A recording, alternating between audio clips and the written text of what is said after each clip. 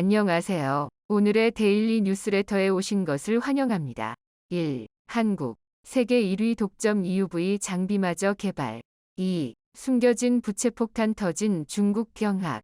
3. 미국서 철수. 유럽의 올인. 한번 진실을 알아봅시다. 최근 전 세계적인 반도체 부족 현상이 이어지면서 전자제품 가격 상승과 자동차에 탑재되는 차량용 반도체의 부족 현상 등 실생활 곳곳에서 많은 영향을 받고 있습니다. 특히 차량용 반도체 부족의 경우에는 신차 출고 기간을 1년 혹은 그 이상 늘리면서 많은 소비자들이 불편을 겪고 있습니다. 이런 현상이 이어지자 전 세계 많은 반도체 기업들이 설비 투자와 반도체 연구개발에 많은 투자를 하고 있는 상황에 막대한 이익을 보는 기업과 그렇지 못한 기업 등 크게 둘로 나뉘고 있습니다. 대표적으로 한국의 삼성전자부터 대만의 TSMC까지 아시아를 대표하는 파운드리와 종합 반도체 기업들은 큰 이익을 얻고 있으며 막대한 실적 증가와 주가 상승까지 긍정적인 상황이 이어지고 있습니다. 하지만 완성 반도체 기업들이 막대한 이익을 보는 것과는 다르게 이들에게 반도체 장비를 납품하는 기업, 대표적으로 네덜란드의 ASML 같은 기업들은 시장 확대를 통한 경제적 이익 창출에 제동이 걸려 매출과 이익 증대를 위한 돌파구를 찾고 있는 상황입니다. 그런데 세계 최고이자 유일무이한 극자회선 노광 장비 EUV 장비 생산을 독점하고 있는 네덜란드의 ASML은 미국 주도의 중국 반도체 포위망에서 탈퇴해 독자적으로 대중국 반도체 장비 수출에 나서겠다는 발표를 했습니다. 반도체 장비를 생산하여 판매하는 ASML은 그동안 한국의 삼성과 대만의 TSMC에게만 EUV를 비롯한 반도체 장비를 판매해왔지만 여기에 중국에게까지 최첨단 EUV 장비를 추가로 판매하면 막대한 매출과 이익을 올릴 수 있다는 판단에서입니다. 여기에 슈라인 마허 네덜란드 외교동상부 장관은 자국 네덜란드의 이익이 미국의 대중 반도체 봉쇄보다 훨씬 중요하다는 발표를 했습니다. 네덜란드의 이런 자국 우선주의 행보에 미국은 크게 당황하며 상무부 차관과 백악관 국가안보회의 보좌관을 네덜란드에 파견해 ASML 위 EUV 장비에 대한 중국 수출 문제를 놓고 협상을 진행할 것이라는 예정입니다. 미국 입장에선 네덜란드의 이런 결정이 황당하다는 반응입니다. 그동안 미국이 ASML 이 독점 생산하는 EUV 장비의 중국 수출을 막은 이유엔 ASML EUV 장비에 미국의 국가안보 핵심 기술이 들어가기 때문입니다.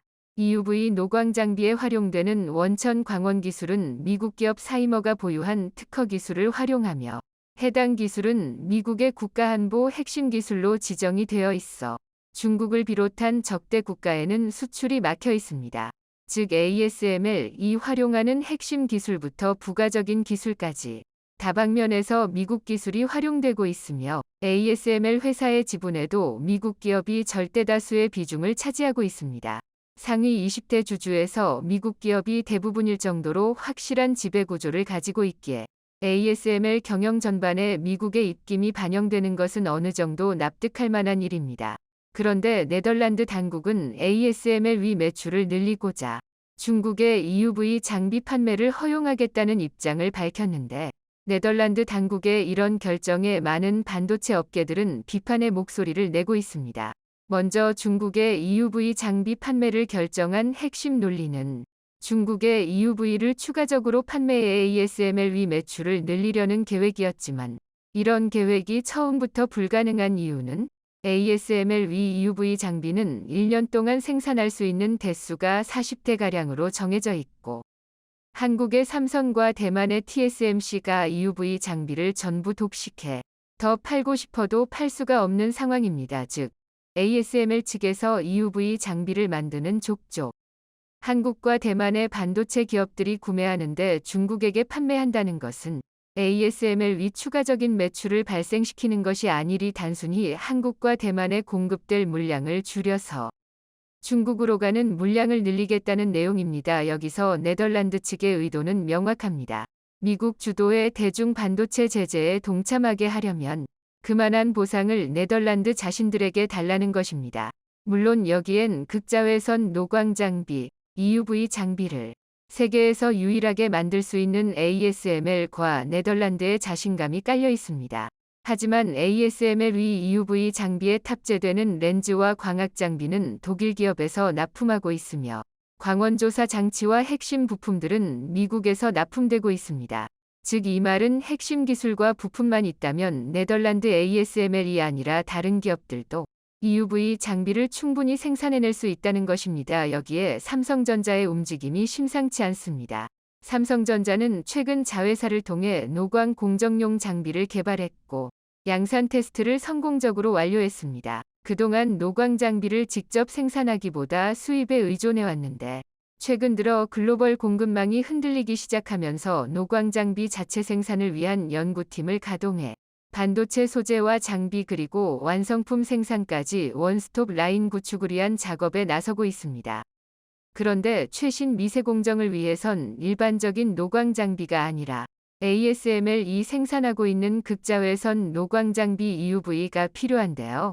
이 역시 한국 기업 이솔에서 생산을 위한 마지막 작업에 나서고 있습니다. EUV 장비를 생산하기 위해선 크게 세 가지가 필요한데 EUV용 광원과 광학계 그리고 시스템입니다. 노광 장비용 광원을 공급하는 회사는 전 세계 4곳이 있으며 사이머를 포함해 대부분 미국의 기업이지만 단 2곳의 EUV 업체만이 직접 광원을 만들고 있는데 한 곳은 네덜란드의 ASML이고 다른 한 곳은 대한민국의 이솔입니다. EUV 장비의 첫 번째 조건인 광원도 우리 손으로 만들 수 있으며 두 번째 조건인 광학계는 주로 독일의 칼자이스 렌즈를 사용합니다. ASML 위 광학계 역시 자체 개발한 부품이 아니라 칼자이스의 렌즈를 납품받아 사용 중이기에 우리도 독일산 렌즈를 납품받아 EUV 장비를 생산할 수 있습니다.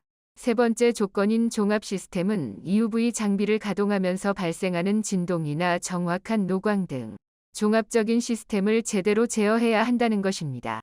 사실 EUV의 물리적인 장비와 부품 등은 이미 우리나라가 기술을 확보한 것도 있고 일부 부품은 수입하여 구축하면 되며 네덜란드의 ASML 역시 이런 식으로 부품을 공급받아 장비를 만들지만 가장 중요하고 핵심이 되는 부분은 종합적인 시스템 안정성입니다. ASML이 가장 잘하는 분야가 바로 이런 시스템 제어 부문과 소프트웨어적인 부분으로 알려져 있습니다. 해당 부문에 대한 우리 기업들의 투자도 급격하게 늘어나고 있습니다. 특히 우리나라 토종 반도체 장비업체인 이솔의 대표와 경영진은 삼성전자 반도체 사업부 출신으로 10년 넘게 삼성전자에서 EUV 장비와 소재에 대해 연구개발하던 팀이 독립한 기업입니다. 이솔에서 생산하고 만드는 장비의 상당수는 삼성으로 공급되고 있는데 최근 삼성에서도 자체적인 노광 장비 생산 능력의 중요성을 깨닫고 노광 장비에 대한 공격적인 투자를 하고 있는 만큼 이솔과 삼성전자는 전방위적인 협력을 통해 연구개발에 나서고 있으며 이솔의 모기업인 FST의 경우 삼성전자가 7% 지분을 확보해 대주주로 있는 상황입니다. 이런 투자와 연구개발의 노력으로 토종 EUV 기업 이솔은 EUV 광원과 마스크 제조 장비, EUV 마스크와 펠리클 검사 장비 등 EUV에 사용되는 핵심 기술과 장비를 하나하나 국산화해 나가고 있습니다. 사실상 네덜란드 ASML 위 독주를 막을 전 세계의 유일한 기업으로 떠오르고 있는 상황에 미국에서도 한국의 EUV에 이목을 집중하고 있습니다. 우선 미국은 이번에 네덜란드가 중국과 반도체 동맹을 추진하자 이를 모두 손절하면서 한국의 반도체 기업들을 더욱 지원하고 있습니다. 현지에서는 EUV와 같은 중요한 부품을 한국과 같은 동맹국에서 만들 수 있도록 추가적인 지원이 필요하다며 미국 측이 보유한 특허와 기술을 한국과 협력해야 한다는 주장도 나오는 가운데 우선적으로 한국의 반도체 기업들이 탈중국에 성공하도록 미국의 매출을 한국에게 몰아주고 있습니다. 2022년 올해 막바지 삼성전자와 SK 하이닉스는 매출 구조가 급변했다는 발표를 했습니다. 중국 내 매출은 4조가 줄은 반면 중국에서 줄은 것보다 더욱 많은 4조 8천억의 매출이 미국에서 발생했다는 것입니다. 이를 통해 각각 삼성과 SK 하이닉스의 중국 의존도가 감소하고 있고 미국 의존도가 급상승하고 있습니다. SK 하이닉스의 경우 미국 매출 비중이 60%에 달하며 삼성전자의 경우 45%에 달하는 상황으로 한국의 반도체 기업들이 탈중국에 성공해 미국으로 매출처를 발빠르게 옮겨가고 있습니다. 시장 상황이 이렇게 돌아갈수록 중국 내 반도체 공급난은 더욱 심해지고 있습니다. 그 결과 중국에 얼마 있지도 않는 반도체 기업들은 최신의 EUV 장비는커녕 구형 노광 장비를 통해 구형의 반도체를 생산하고 있으며 이런 반도체를 스마트폰과 전자기기 등 첨단 제품에 탑재하고 있습니다. 특히 네덜란드의 ASML은 미국을 향해 최신식 EUV 노광 장비가 아니더라도 구형의 노광 장비를 팔 수 있도록 규제를 해제해달라는 움직임이 나오고 있습니다. 생산량의 한계로 EUV는 1년에 40대밖에 만들지 못하며 그마저도 삼성과 TSMC가 몇 년치 물량을 선주문해 이미 매출의 최대치를 확보해 놓은 상태이지만 이런 와중에 구형의 노광 장비까지 중국에 팔아서 이익을 내보겠다는 뜻입니다. 만약 ASML 이 노광 장비나 EUV를 중국에 판매한다면 한국과 대만이 주도하던 글로벌 반도체 패권이 중국으로 넘어가거나 위태로워질 가능성이 있습니다. 삼성이나 TSMC는 글로벌 기업으로서 국가 보조금이 경영의 주요한 수단이 아니지만 중국의 반도체 기업들은 상당수가 국유기업이며 국가 보조금과 세금으로 운영되고 있습니다. 특히 중국이 반도체 굴기를 천명한 만큼 막대한 중국 자본을 투자하여 치킨 게임을 벌인다면 정부 지원을 받지 않고 단독으로 맞서야 하는 한국과 대만의 반도체 업체들은 경쟁에서 불리해질 수밖에 없는 상황이 될 것입니다. 미국 역시 이런 상황을 막기 위해 움직이고 있습니다. 세계를 제패하는 첨단 IT 기업들은 대부분 미국 기업이며 이런 파워는 사실상 반도체로부터 나옵니다. 하지만 반도체 파워가 중국으로 넘어간다면 미국의 IT 기업들도 패권을 유지하기 어렵게 되기에 누구보다 미국이 대중국 반도체 규제에 적극적일 수밖에 없습니다. 한국과 미국은 반도체에 대한 이해관계가 일치하지만 네덜란드는 이와는 다르게 중국이라는 고객을 새로 원하고 있어 이해관계가 일치하지 않는 상황입니다. 미국은 자신과 이해관계가 맞지 않다면 어떤 기업이나 국가이든지 손을 봐준 역사가 있는데 독일과 일본이 그러하고 소련 역시 마찬가지였습니다. 이번에도 네덜란드가 자신의 이익을 고집하고 있지만 한국에서 EUV 개발이 점점 더 진전될수록 미국의 네덜란드 손절은 더욱 빨라질 것이란 관측이 나오고 있습니다. 중국의 1대1노로 주변국들이 경제 위기에 빠지며 급기야 붕괴에 직면하는 최악의 상황이 벌어지고 있습니다. 작년엔 중국의 진 막대한 외채 때문에 경제난에 시달린 스리랑카에선 시위대가 대통령궁을 그런데 현재 스리랑카와 같은 상황인 즉 중국의 진 빚의 함정에 빠진 곳이 10여 개 국가에 달하면서 이들 모두 빈곤의 나락에 빠졌다는 충격적인 소식이 전해졌습니다. AP에 따르면 파키스탄, 잠비아 등 12개국 대부분이 외채의 절반 이상 중국 채무였으며 정부 세수의 3분의 1 이상을 에티부채 상환에 쓰는 것으로 드러났습니다. 하지만 최근 중국 내 경제 상황도 하루가 다르게 심각해지고 있는데 심지어 중국 경제가 몰락하고 있다는 여러 가지 신호들까지 포착되고 있는 상황입니다. 그런데 이 상황에 한국이 중국 몰락을 더욱더 가속화시키고 있다고 하는데 중국 경제를 둘러싸고 각종 대내외 악재가 겹치고 있는 가운데 중국이 빚더미에 가라앉을 엄청난 위기에 빠졌습니다. 재정 상황이 어찌나 심각한지 중국 지방정부가 3경 원이 넘는 부채로 인해 난방조차 제대로 공급하지 못할 정도라고 해 그야말로 충격을 줬는데요. 블룸버그에 따르면 최근 골드만삭스가 추산한 중국 지방정부 부채는 23조 달러, 약 3경 원이 넘어서는 것으로 드러났습니다. 실제로 중국 헤이롱장성 허강시는 재정위기로 지역사회까지 불안감에 휩싸였는데 이곳은 주력 산업이었던 석탄산업 몰락과 팬데믹, 부동산 위기가 겹쳐 재정이 급격히 악화됐습니다. 결국 허강은 재정 수입의 2배가 넘는 부채를 견디다 못해 재정 긴축에 들어갔고 그 결과 기반시설 운영에 지장이 생겨 겨울 내내 난방을 하지 못할 처지에 이르렀는데요. 그런데 더 큰 문제는 중국 내 다른 도시들도 수년 안에 허강처럼 될 거라는 전망입니다. 실제로 미국 싱크탱크 매크로폴로는 중앙정부의 보증이 없다면 중국 지방정부에 3분의 2는 채무를 제때 변제할 수 없다는 게 현실이라고 지적했습니다. 여기에 더해 최근 중국의 숨겨진 채무가 급증하며 중국의 부채 비율이 또다시 역대 최고치를 경신했는데요. 중국 국가금융발전연구소에 따르면 중국의 1분기 말 GDP 대비 총부채 비율은 282%로 역대 최고치였던 작년보다 9%나 급등했습니다. 이 가운데 중국 기업의 부채 비율이 167% 기록하며 가장 두드러졌는데 이는 중국 지방정부의 숨겨진 부채 때문인 것으로 보입니다. 중국 지방정부의 자산을 담보로 인프라 투자 사업을 벌이는 LGFV 위 채무는 현재 지방정부의 채무로 잡히지 않고 있어 눈속임을 하는 것 아니냐는 지적인데요.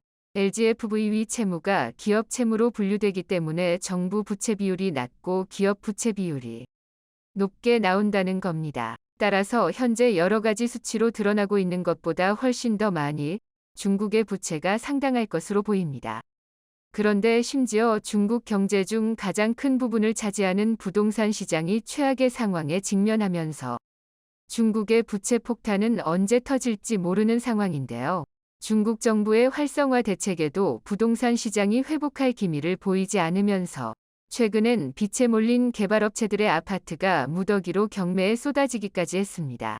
중국 언론에 따르면 올해 들어 칭다오에서만 494채의 아파트가 법원 경매 물량으로 나오는 등 중국 부동산 시장이 장기 침체에 빠졌다는 사실을 방증했습니다.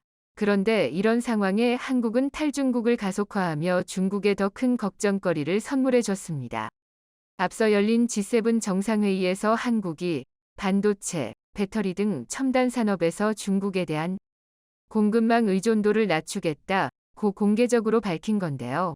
실제로 최근 정부와 국내 기업들은 중국 의존도를 낮추는 방안을 다각도로 모색하며 중국의 다른 국가들과 협력을 추진하고 있는 중입니다. 지난 16일엔 캐나다와 핵심 광물 공급망 청정에너지 전환 에너지 안보 협력 MOU를 체결하고 장관급 경제안보 협의체를 운영하기로 했는데 이 역시 중국 의존도를 줄이기 위한 맥락입니다.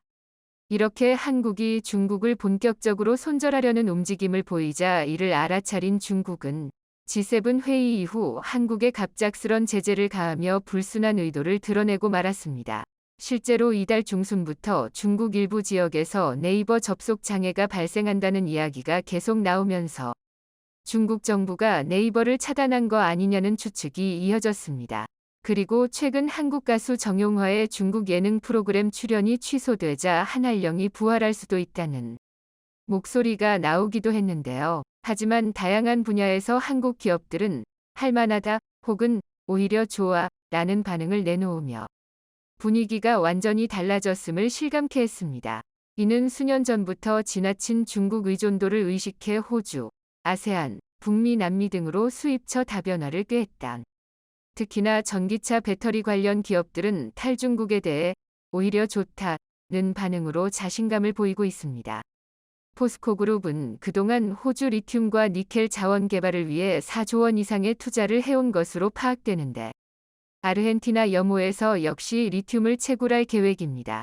이렇게 확보한 자원을 바탕으로 포스코 퓨처엠 이 각종 배터리 소재를 만든다면 중국 의존도를 크게 낮출 수 있다는 분석입니다. LG화학 역시 최근에 미국 피드몬트 리튬 과연 20만 톤 규모의 리튬 전광 구매 계약을 맺으면서 공급망 다변화를 꾀했습니다. 배터리 4대 핵심 소재인 분리막 전해질을 만드는 업계에서도 탈중국을 두 팔 벌려 환영하고 있는 분위기인데 우선 분리막 업계에서는 SKIET가 연내 북미 투자 의사결정을 마치고 실행 여부를 확정할 방침입니다. 그리고 이렇게 미국 투자가 현실화하면 SKIET는 글로벌 3대 전기차 시장 모두의 분리막 생산 거점을 마련하게 될 전망입니다. 전해질 업계는 대부분 북미 투자 계획 수립을 모두 끝낸 상태로 엔캠은 조지아주에 연 2만 톤 규모의 전해액 공장을 가동하는 동시에 테네시, 오하이오, 미시간 등지에 신규 생산 거점을 마련할 계획입니다. 솔브레인과 동화기업도 내년 하반기부터 현지에서 전해액 생산에 나설 예정으로 솔브레인은 인디애나주에 생산시설 공사를 시작했고 동화기업은 상반기 중 테네시주에서 첫 삽을 예정입니다. 사실 이제는 예전처럼 중국산만 갖고 전 세계를 상대로 배터리 소재를 팔 수 있는 시대가 아니기에 한국 기업들은 미리 탈중국을 계획하고 있었는데요. 내친 김에 이들 기업들은 본격적인 탈중국을 통해 그간 중국이 패권을 누려온 분야에서 추격의 기회를 잡으며 우리가 패권을 가져오겠다는 자신감까지 내비치고 있는 것으로 보입니다. 여기에 더해 최근 현대차도 중국 경제의 몰락을 가속화시키는 데 힘을 보태고 있는 중인데요. 자동차 업계에 따르면 현대차가 6월 창저우 공장 가동을 멈추고 공장 설립 7년 만에 매각하기로 결정했습니다. 창저우 공장은 현대차의 네 번째 중국 공장으로 현재 공장 일부 설비를 현대차 베이징 1 공장에 이관하고 사업 철수 과정을 밟고 있다고 합니다. 현대차 철수 결정 소식에 창저우 지역 주민들은 현대차 공장이 곧 문을 닫는다는 소문을 틀었다. 2016년 공장을 세울 때만 해도 사람들이 모두 기뻐했는데 문을 닫는다니 너무 아쉽다는 반응이 쏟아졌는데요. 하지만 현대차는 이런 현지 분위기에도 불구하고 냉정하게 중국 시장을 떠날 준비를 착착하고 있는 중으로 실제로 중국 내에 있는 나머지 공장도 거의 가동하고 있지 않다고 합니다. 현대차가 이렇게 냉철한 판단을 할 수 있었던 건 중국 판매가 아니어도 해외에서 아주 무섭게 폭풍 성장 중이기 때문입니다. 유럽과 미국의 완성자 업체들이 현대차를 의식할 정도로 자동차 업계에선 현대차가 전기차 혁신 기업으로 성장했다는 평가를 받고 있는데요. 최근 월스트리트저널 이 현대차는 어떻게 그렇게 쿨해졌나라는 제목의 기사를 낼 정도로 전기차 시장에 새로운 강자로 두각을 내고 있음을 방증했습니다. 월스트리트저널은 저가 브랜드를 만들었던 현대차가 전기차의 혁신을 꾀하며 시장 1위인 테슬라를 정조준하고 있다며 찬사를 보냈습니다. 실제로 아이오닉 6는 얼마 전 미국 뉴욕에서 열린 자동차 전시회 2023 WCR에서 최고상인 세계 올해의 차와 함께 올해의 디자인, 올해의 전기차상을 받으며 테슬라의 아성을 위협하고 있는데요. 현대차가 1980년대 엑셀을 내세워 미국에 상륙했을 때만 해도 싼 가격으로 미국 코미디언들이 웃음거리로 삼았던 것과 확 달라진 엄청난 변화입니다. 또한 현대차는 세계 자동차 시장 규모 3위로 올라선 인도 시장에서도 엄청난 폭풍 성장을 이어가며 훨훨 날아오르고 있는데요. 실제로 인도 내 판매량이 꾸준히 늘면서 작년 현대차, 기아의 인도 법인이 벌어들인 순이익이 1조 원에 달하는 것으로 나타났습니다. 여기에 더해 현대차는 인도 시장을 철수한 GM 공장도 인수할 예정이라 절차가 마무리되면 현대차의 인도 현지 생산량은 연간 125만 대를 넘어서게 될 전망입니다. 심지어 현대차는 차세대 배터리 개발 투자에 나서며 글로벌 완성자 업체들의 꿈인 배터리 내재화에 성큼 다가서고 있는데요. 전기차 핵심 부품인 배터리 성능을 개선하고 원가를 절감하기 위해선 자체 배터리 생산 필요성이 제기되고 있는 만큼 이를 먼저 실현하고 있는 겁니다. 이 가운데 현대차가 주목하고 있는 건 리듬메달 배터리로 리튬이온 배터리보다 주행거리가 30% 길고 12분 만에 배터리 용량의 90%까지 충전할 수 있는 것으로 전해집니다. 이렇게 현대차는 미래차 1등 기업으로 도약하기 위해 하나하나 단계를 밟아가고 있는데요. 이쯤 되면 조만간 중국이 탈중국을 꾀하고 있는 한국 기업들을 향해 돌아와 달라고 목 놓아 울부짖을 것 같습니다. 결국 터질 것이 터져버렸습니다. 한국의 삼성뿐만 아니라 대만의 TSMC까지 미국서 투자를 철회하고 유럽에 올인할 수 있다는 충격적인 소식이 전해지면서 바이든이 비상사태를 선포했습니다. 삼성과 다시 협상을 하기 위해 난리가 났는데 이미 늦어버렸습니다. 유럽이 우리의 상상을 뛰어넘는 엄청난 것을 제시하면서 더 이상 미국에 공장을 지을 필요가 없어져 버렸는데요. 해마다 조 단위 보조금을 약속하며 한국의 삼성과 SK, 대만의 TSMC 공장을 미국에 유치한 바이든. 그런데 수익이 나면 반도체 보조금을 미국 정부에 토해내야 하고 기밀 정보까지 내놓으라는 말도 안 되는 요구를 하면서 논란이 커지고 있는데요. 결국 유럽연합이 판도를 완전히 바꿔버렸습니다.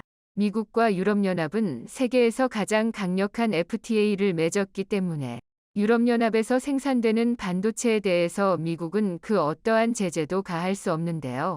유럽연합이 한국의 상상을 초월하는 너무나도 파격적인 제안을 하면서 지각 변동이 일어났습니다. 바이든의 한국 뒤통수치기를 의식했는지 유럽연합은 이번 기회를 놓치지 않고 한국의 삼성 반도체 공장을 유치하기 위해 칼을 빼들었습니다. 유럽연합 EU는 1일 현지 시간 27개 회원국 담당 장관들이 반도체 생산 확대 430억 유로 약 59조 원을 투자하는 EU 반도체법 칩스 액트에 합의했다고 밝혔습니다. 세드릭 나이케 지멘스 이사는 이와 관련해 독일 프랑크푸르터 알게마이네 차이퉁 FAZ에 16나노 이하 반도체는 세계 시장에서 4%밖에 차지하지 않는다면서 반도체법이 중점을 둘 대상은 확대돼야 한다고 말했습니다. EU 회원국들은 자체 또는 위탁 생산하는 경우 모두 훨씬 더 많은 프로젝트가 지원을 받을 수 있도록 법안을 개정했습니다. 유럽연합의 반도체 지원 내용은 상상을 초월했습니다. 유럽연합은 삼성전자가 유럽에 반도체 공장을 지으면 투자 금액의 최대 40%를 지원한다는 파격적인 발표를 했습니다. 미국의 경우 최대 25%를 세액공제 해주는데 이마저도 나중에 수익이 나면 미국 정부에 반납하라고 했죠. 유럽연합은 이러한 더러운 조건들이 하나도 없습니다. 너무나 깔끔하게 투자 금액의 무려 40%를 지원해주겠다고 약속했습니다. 얼마 전 스페인 총리가 한국을 방문했을 때 산체스 총리는 한국에 오자마자 가장 먼저 한 일이 바로 삼성전자 평택 캠퍼스를 찾은 것입니다. 삼성전자에 따르면 산체스 총리는 레에스 마로토 산업통상관광부 장관 등 스페인 주요 부처 장차관 40여 명과 함께 이날 오전 11시께 평택 캠퍼스를 찾아 1시간가량 반도체 인라인 T1을 둘러봤습니다. 스페인 총리가 한국 내 삼성전자 사업장을 공식 방문한 것은 역사상 이번이 최초입니다. 그리고 결국 기적 같은 일이 일어났습니다. 22일 업계에 따르면 엘파이스 등 다수의 스페인 언론 매체는 산체스 총리가 한국을 떠난 직후인 18일 현지 시간 소식통을 인용해 삼성전자 경영진이 팀을 꾸려 유럽을 방문했다며 그 가운데 스페인을 가장 먼저 찾았다고 보도했습니다. 엘파이스는 삼성전자가 스페인 공장 건설을 심각하게 고려하고 있다며 이를 심도 있게 연구하기 위해 팀을 꾸려 스페인을 방문한 것이라고 전했습니다. 그간 유럽 지역 직접 투자에 적극적이지 않던 삼성전자가 입장을 바꾼 것은 미중 갈등으로 글로벌 반도체 공급망 불안이 커진 데다 최근 바이든의 뒤통수에 신물이 난 것입니다. 미국이 한국보다 생산 비용도 25%나 더 비싸고 인력 효율성은 50%나 더 떨어지기 때문에 사실상 수십조 원의 보조금을 받아야 한국에 짓는 것과 똑같은 효과가 나는데 이마저도 다시 수익이 나면 토해내고 미국 정부에 기밀 정보를 모두 제출하라는 것은 터무니없는 요구라 판단한 것입니다. 유럽은 지원금 스케일이 다릅니다. 삼성이 만약 유럽에 50조 원을 투자하면 유럽연합은 삼성의 40%인 무려 20조 원을 지원해줍니다. 미국과는 비교도 되지 않을 정도로 엄청난 규모인데요. 그리고 스페인이 삼성에 이렇게 가장 적극적인 이유는 바로 관광산업에만 의존하던 스페인 경제를 완전히 탈바꿈하기 위해서였습니다. 그동안 관광업에 크게 의존해오던 스페인은 코로나19 팬데믹, 전염병의 세계적인 대유행, 장기화로 항공 노선과 여행 수요가 끊기면서 경제가 큰 타격을 입었습니다. 여기에 팬데믹이 전 세계 공급망의 부담을 가중시키면서 원자재 가격이 폭등하고 생산 차질이 빈번해졌습니다. 엎친 데 덮친 격으로 러시아의 우크라이나 침공으로 안보 불안까지 커지면서 향후 폭발적인 수요 증가가 예상되는 반도체 확보에 EU 차원에서 팔을 걷어붙였고 스페인도 산업구조 전환을 모색하게 된 것입니다. 독일도 한국의 삼성에 천문학적인 보조금을 약속했습니다. 프랑크발터 슈타인마이어 독일 대통령까지 삼성전자 평택 캠퍼스를 사상 처음으로 방문했는데요. 한국과 독일 간 긴밀한 반도체 동맹에 관해 논의한 것으로 전해졌습니다.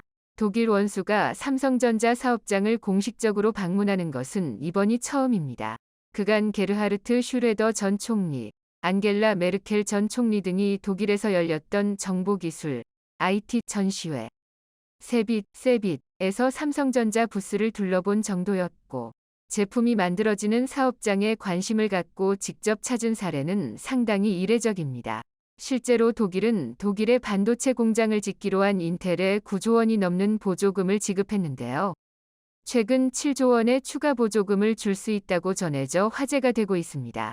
인텔은 이 공장을 짓는 비용을 애초 170억 유로, 약 23조 6천억 원로 추산했지만 현재 경제 상황 등을 고려한 결과 300억 유로, 약 41조 6천억 원가 필요하며 EU 반도체법에 따라 총 건설비의 40%를 지원받을 수 있을 것으로 기대하고 있다고 소식통은 전했습니다. 인텔은 다른 지역에 건설하는 경우와 비교해 발생하는 비용 격차를 해소하고 이 프로젝트가 세계적 경쟁력을 갖출 수 있기 위해 독일 정부와 건설적인 대화를 한 데 대해 감사를 표한다고 말했습니다. 유럽연합은 유럽을 한국으로 도배하려 하고 있습니다. 이미 유럽에서 한국산 전기차 배터리의 점유율은 70%를 돌파했습니다. BMW, 아우디, 벤츠 등 독일 3사뿐 아니라 유럽 자동차 대부분이 한국산 배터리만 쓰고 있죠. 여기에 더해 한국의 삼성전자와 SK 하이닉스가 유럽의 초대 규모 반도체 공장을 건설하게 되면 유럽은 사실상 미래 유럽 경제를 한국에 전적으로 의존하게 되는 것입니다. 바이든은 초비상이 걸렸습니다. 미국에 가장 많이 투자하기로 한 국가는 일본도 대만도 유럽도 아닌 바로 한국이었기 때문에 한국이 미국 내 투자를 취소하는 순간 최근 폭락하고 있는 바이든의 지지율은 바닥을 치게 될 것임이 분명하기 때문입니다. 이에 바이든은 최근 갑작스럽게 태도를 바꾸며 한국에 파격적인 제안을 했습니다. 중국이 한국에 경제 보복을 한다면 미국과 G7이 공동으로 중국에 대해 관세 인상을 하여 한국을 지켜주겠다는 것입니다. 미국은 중국이 한국에 지난 사드 보복 때처럼 한국 경제에 압력을 가할 경우 주요 7개국 G7이 함께 대중국 관세를 인상하는 등 대항 조치를 취할 것을 제안했다고 니혼게이자이 신문, 니케이 22일 보도했습니다. 미국 정부와 연방의회는 중국에 대한 대항 조치로 수입 관세를 인상하는 등 국내법 정비를 검토하고 있습니다. 미국 초당파 의원들이 제출한 법안에서는 중국이 특정한 국가에 대해 자국의 뜻을 관철하려고 경제적 위압을 가하는 경우 미국 대통령에게 여러 조치를 실행할 수 있는 권한을 부여합니다. 이 권한에는 관세 인상 조치에 더해 경제 압력을 받은 국가에 대한 자금이나 금융 지원도 포함됩니다. 중국의 제재로 입은 손실을 보전할 수 있도록 미국이 대상국의 관세를 인하해 수입량을 늘릴 수단도 마련한다고 전했습니다. 중국이 한국과 무역을 끊어버리면 미국이 대신 사주겠다는 것입니다. 중국도 반격에 나섰습니다. 미국의 압박이 거세지자 중국은 미국의 1위 메모리 반도체 회사인 마이크론에 대해 대대적인 조사를 실시하겠다며 마치 지난번 마이크론 제품 수입 전면 금지 조치를 연상시키게 하는 강력한 규제를 선포했습니다. 중국이 미국 최대 메모리 반도체 생산업체 마이크론 테크놀로지에 대한 조사에 나선 것은 한국과 일본 같은 이웃나라에 경고 신호를 보내는 것일 수 있다고 홍콩 사우스차이나 모닝포스트 SCMP가 전문가를 인용해 3일 보도했습니다. 로얄 상하이의 반도체 연구회사 ICY즈의 왕리프 분석가는 중국 반도체 시장이 미국과 동맹에 의해 포위된 상황에서 개시된 이번 조사는 한국과 일본에 보내는 경고로 보인다고 말했습니다. 한국과 일본은 대만과 함께 미국이 중국을 반도체 공급망에서 배제하고자 주도하는 반도체 공급망 협의체 칩4의 일원으로 이들 나라의 고위 관리들은 지난 2월 첫 번째 화상회의를 개최했습니다. 왕리프는 특히 한국이 중국의 마이크론 조사에 주목할 것으로 보인다고 밝혔습니다. 그는 중국에 여전히 반도체 제조 시설을 두고 있는 삼성전자와 SK 하이닉스에 해당 조사는 미국의 행동을 따르지 말라는 경고 신호를 보내는 것이라고 말했습니다. 안보 심사 이유에 대해서는 핵심적인 정보 인프라의 공급망 안전을 보장하고 잠재된 제품의 문제가 인터넷 안보 위험을 일으키는 것을 예방해 국가 안보를 보호하기 위한 것이라고 설명했습니다. 중국이 외국 반도체 회사에 대해 사이버 안보 심사를 하는 것은 처음입니다. 마이크론에 대한 조사를 발표하기 전까지 중국은 미국이 국가 안보를 이유로 대중국 첨단 반도체 수출 규제를 시행한 것에 대해 별다른 반격을 가하지 않았습니다. 중국 정부는 마이크론이 자국 기술 산업에서 부정적인 역할을 하고 있다고 여긴다고 왕 리푸는 말했습니다. 그는 마이크론이 미국 정부의 대중 제재 부과를 뒤에서 밀어붙였다는 의혹이 있다고 전했습니다. 조 바이든 미국 대통령이 지난해 8월 자국 반도체 산업 육성을 위해 만든 반도체 칩과 과학법, 반도체법에 서명한 이래 마이크론은 다른 몇몇 미국 반도체 회사들과 함께 로비 자금 지출을 늘린 것으로 알려졌다고 SCMP는 전했습니다. 영상이 도움이 되셨다면 구독과 좋아요 부탁드리며 오늘도 감사합니다. 최고로 멋진 하루 보내시길 바랄게요.